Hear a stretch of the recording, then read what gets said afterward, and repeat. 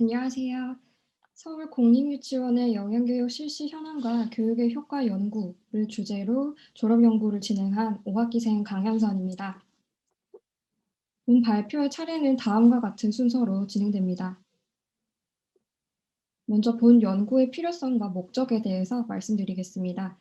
여성의 육아에 대한 인식 변화와 함께 유아교육의 주체가 점차 가정에서 유치원으로 변화하여 유치원에 의한 유아들의 교육 및 보육 역할이 점차 커져왔습니다.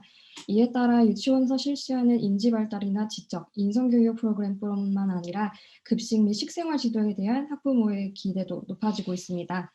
특히 유아기는 신체의 급격한 성장과 함께 활발한 신체 운동으로 인하여 양질의 영양 공급이 매우 중요한 시기입니다.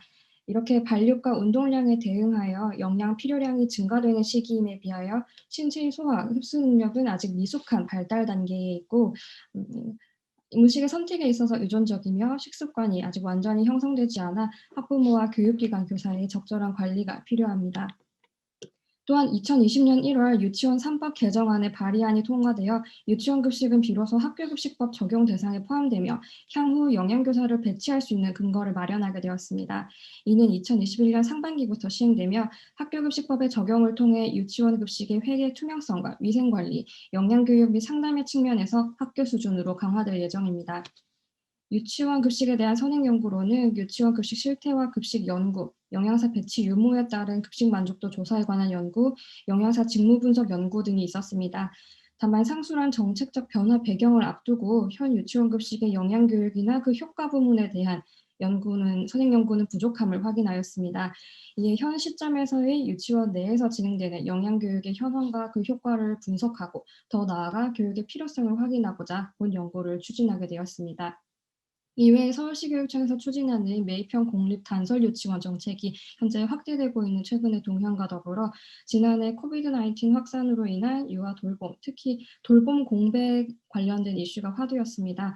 자연스럽게 유치원 단체 급식에 대한 학부모 및 교원의 관심과 요구도도 증가했던 시기입니다. 이에 연구에 앞서 설계한 연구 문제는 다음과 같습니다. 첫째, 서울 지역 공립유치원 내 영양 식생활 교육의 실시 여부와 그 효과 수준은 유치원 내 영양교사의 근무 환경 유형과 관련성이 있다. 둘째, 공립유치원 내 유아 및 교내 구성원 대상 영양 식생활 교육 실시 효과는 영양교사의 고용 유형과 재직 기간에 따라 차이가 있다. 셋째, 공립유치원 내 유아 대상 영양 식생활 교육의 효과는 유아의 연령에 비례하여 높아질 것이며 교육과정 유아보다는 방과 후 과정 유아에서 그 효과가 더 높을 것이다. 라고 연구 문제를 제시해 보았습니다. 본 연구의 제한점은 연구 대상을 전국의 공립단설, 공립병설, 사립유치원 중에서도 서울시 교육청 관할 공립단설 유치원으로 한정하였기에 전체 유치원 영양교사의 특성을 반영하지 못했을 가능성이 있습니다. 그렇기에 본 연구 결과를 전체 유치원 영양교사로 일반화하는 데에는 한계가 있습니다. 연구 방법에 대한 설명에 앞서 본 연구의 이론적 배경을 간단히 짚고 넘어가겠습니다. 유치원 3법과 누리과정에서의 영양 식생활 교육에 대한 내용입니다. 2018년도 10월 국정감사에서 박용진 의원이 폭로한 사립유치원의 회계비리 명단은 전 국민의 공분을 불러온과 동시에 사립유치원의 비리를 통제하기 위해 세계법에 걸친 개정 법률안 일명 유치원 3법을 발의하게 된 배경이 되었습니다. 이는 2020년 1월 국회 본회의를 통과하여 유아교육법, 사립학교법, 학교교식법에서 사립유치원의 관리와 책임을 강화하는 방향으로 개정되었습니다. 특히 학교급식법은 유치원을 학교급식법의 적용 대상에 포함해서 영양교사 배치, 유치원 운영위원회의 급식 업무를 위탁하는 것을 허용하는 등 사립유치원의 부실급식을 방지하는 방안을 강화하였습니다. 유치원 누리과정은 과거 5세 공통과정을 시행했던 단계에서 2014년 대상 연령을 확대하여 만 3에서 5세까지를 아우르는 3, 5세 연령별 누리과정을 이제 시행하고 있습니다. 이에는 국가 수준의 공통과정으로 교육에 대한 국가의 의도와 함께 전국 유치원에서 그리고 어린이집에서 편성하고 운영해야 할 교육내역의 공통적이고 일반적인 기준을 담고 있습니다. 특히 소득과 관계없이 유치원비와 교육비를 지원해서 이들의 경제적 부담을 경감하게 하고 유치원과 어린이집으로 이원화되어 있는 교육과 보육 과정을 통합하였습니다. 이에 유아 단계에서의 교육의 질을 개선하고자 하며 생애 초기 출발점의 평등을 보장하는 데 의의가 있다고 밝히고 있습니다. 2015년도 기준 연령별 누리과정은 19년에 한 번 차례 개정이 이루어졌는데요. 개정된 연령별 누리과정은 5개 영역으로 나뉘는데 신체 운동 건강 영역에서 건강하게 생활하기 범주, 자연 탐구 영역에서 자연과 더불어 살기 범주의 연령별 세부 내용을 통해 유아를 대상으로 하는 영양 및 식생활 교육에 대해 주어지는 학습 목표와 교육의 가능성을 확인할 수 있습니다. 첨부한 표는 15년도 기준임을 양해해 드립니다. 다음으로 연구 방법에 대해 안내드립니다. 본 연구에서는 조사 대상을 서울시 교육청 산하 공립단설유치원 33개교에 근무 중인 영양교사를 대상으로 선정하였습니다. 설문지의 본 조사는 2021년 3월 25일부터 31일까지 약 일주일간 구글 설문지를 활용한 온라인 자기기입식 방식으로 진행하였으며 응답이 이메일과 클라우드로 회수되었습니다. 총 17부가 수집되었으나 설문에 불성실한 응답을 제외한 총 12부의 설문지를 최종 분석에 사용하였습니다. 본 연구에서 사용한 설문지는 현장조사 및 선행 문헌 고찰을 통해 초안을 개발하였고 유치원 영양사 2인의 자문 검토를 통해 수정하고 보완한 후에 최종 개발되었습니다. 본 연구에 사용된 설문조사지는 총 2개의 파트로 구성되어 있으며 첫 번째 파트는 조사 대상자의 일반 사항 및 근무지 특성으로 구성하였습니다. 조사 대상자 그 일반 사항은 총 6개 문항으로 근무지 특성은 총 9개 문항으로 조사하였습니다. 그리고 두 번째 파트에서는 유치원 영양교사가 인식하는 영양 식생활 교육의 수행도와 효과 수준 등 그런 교육에 관한 항목들로 구성하였습니다. 로데이터의 통계 분석은 SPSS 25.0 통계 프로그램을 활용하여 분석하였습니다. 다음과 같은 총 5가지 부문에 걸쳐서 분석하였습니다. 연구 결과는 다음과 같습니다. 먼저 크게 조사 대상자 일반 사항 및 유치원 단체 급식 환경의 특성 파트와 유치원 영양사가 인식하는 유아 영양 식생활 교육 파트의 2가지 영역으로 나뉩니다. 먼저 일반 사항을 보시면 조사 대상자 성별은 모두 여성이었으며 연령대는 40대가 41.7%로 가장 많았습니다. 유치원 및 학교 단위에서의 영양사로서 총 종사기간은 5년 이상이 66.7%로 확인되었으며 현재 근무 중인 유치원에서의 재직기간은 1년 미만이 41.7%로 가장 많았습니다. 영양사 배치 형태는 1인 단독 관리가 가장 높게 91.7%로 나타났으며 고용 형태는 교육 공무직 영양사 66.7%, 계약직 영양교사가 33.3%로 나타났습니다. 급간식 배식의 형태는 식당과 교실 배식을 병행함이 가장 높았고 다음으로 식당 배식, 교실 배식 순으로 나타났습니다. 영양 식생활 교육 운영 여부는 91.7%가 현재 운영을 하고 있는 것으로 나타났습니다. 다음으로 원내 식생활 교육, 영양 식생활 교육 실시의 현황과 함께 유치원 영양사가 인식하는 유아 영양 식생활 교육에 대한 내용입니다. 좌측 표 4의 실시 현황은 설문에서 다중응답을 허용한 문항들 별표 처리를 하였고요. 이들을 포함하여 구성되었으며 다중응답 문항의 빈도는 K수준 %로 기입하였습니다. 유치원 내 영양 식생활 교육의 실시 대상은 재원유아, 학부모, 교직원, 조리종사원, 기타 순으로 나타났고 유아를 대상으로 영양 식생활 교육을 실시하는 교육의 담당자 역시 영양사가 91.7%로 가장 높게 나타났습니다. 그 다음으로 유치원 교사가 나타났습니다. 표 5는 영양사가 인식하는 유치원 내 유아 대상 영양 식생활 교육 세부 상황에 대한 기술 통계 분석 내용입니다. 영양사가 인식하는 가장 효과적인 영양 식생활 교육의 방법은 급식 시간의 식사지도 등과 같은 일상적인 대면 교육으로 나타났습니다.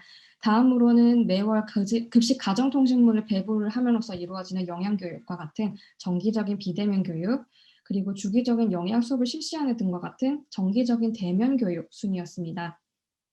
재원 유아를 대상으로 실시하는 영양 식생활 교육의 효과를 측정할 수 있는 수단에 대해서는 측정 수단 없음이 가장 높게 나타났으며 다음으로 사후 만족도 조사의 실시, 그리고 유아의 식행동 변화의 관찰, 잔발량 감소 등의 확인 등으로 자체적으로 가능한 방식의 사후 수행평가 실시, 개별 유아의 피드백 확인 순으로 나타났습니다. 영양사가 인식하는 재원 유아 대상 영양 식생활 교육의 전반적인 교육 수행도는 매우 우수의 5점 만점을 기준으로 평균 2.67점 수준으로 나타났습니다. 또한 이들이 인식하는 유아 대상 영양 식생활 교육의 전반적인 교육 효과도 2.67점 평균으로 나타나 전반적인 영양 교육의 수행도와 효과를 모두 미흡에서 보통 사이의 수준으로 인식하고 있었습니다.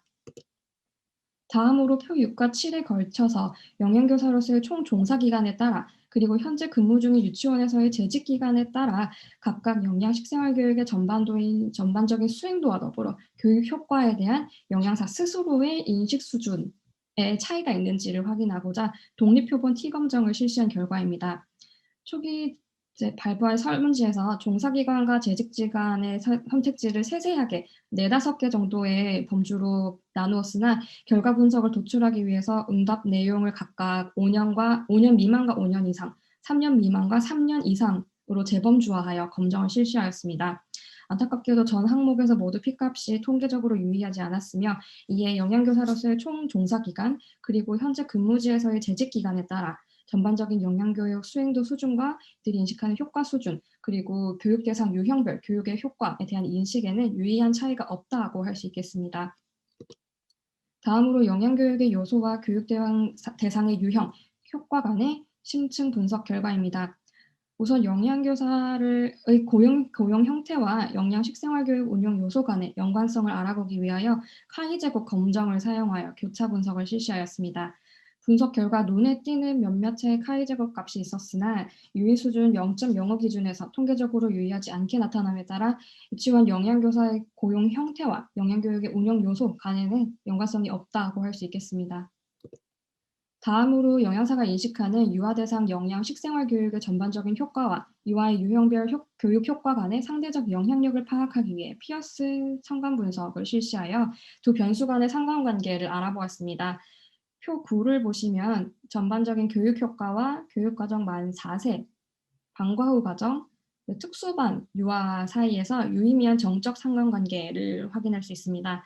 특히 특수반 유아의 교육 효과와 전반적 교육 효과 간의 상관관계 R값을 0.694, p-value 0.012로 가장 높은 정적 상관관계를 확인하였습니다.